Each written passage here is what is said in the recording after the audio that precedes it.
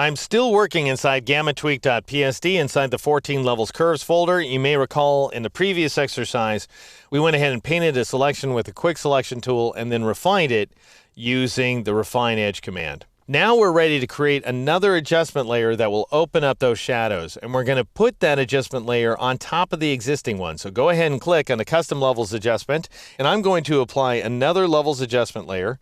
So I'll press Control-Shift-L or Command-Shift-L on the Mac. And I encourage you to go ahead and name your adjustment layers according to their function.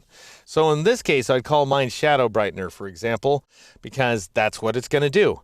And then I'll click OK.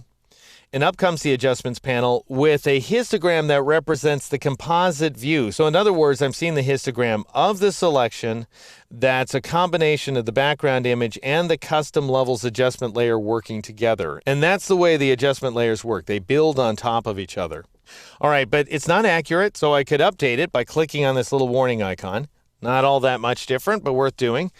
Now, one way to work, if you really wanted to brighten the heck out of these shadows, you could drag this white point over like so.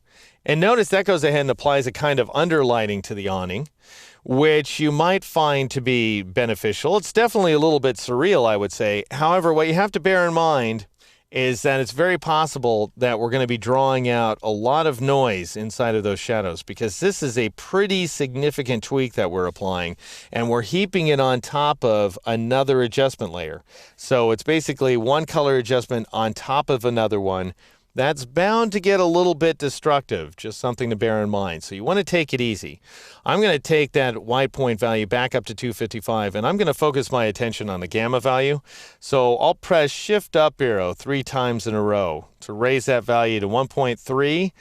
That's not quite far enough in my opinion, but if I go up to 1.4, that looks to me to be too far. So I'm going to split the difference by nudging that value down to 1.35. Then, if you take a look at the histogram, you can see that we really don't have a solid black going on here. We've got some shadow details, but they failed to touch the left edge of the graph. And as a result, we have some wishy-washy details there inside the awning. I'm going to go ahead and press Shift-Tab in order to back up to that black point value, and I'll press Shift-Up arrow in order to darken the shadows. And that ends up looking really nice in my opinion. So I'm going to collapse the adjustments panel here. And let's see what kind of contribution our new adjustment layer has made. This is the image as it appeared at the outset of the exercise, and this is how it looks now. So definitely breathing some credible life into those details. In other words, we're not going too far. However, we can make out the details quite nicely.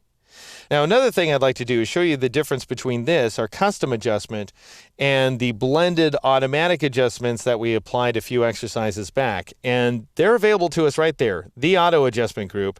Notice it's turned off. I'll go ahead and turn it back on. So this is what we had arrived at a few exercises ago. It looked awfully darn good at the time, but now if I turn it off and we compare it to what we have now, the custom correction looks a heck of a lot better in my opinion. And just so that we can say we've come full circle, if I alt-click or option-click on the eyeball in front of the background layer, this is the original dim, low-contrast version of the image.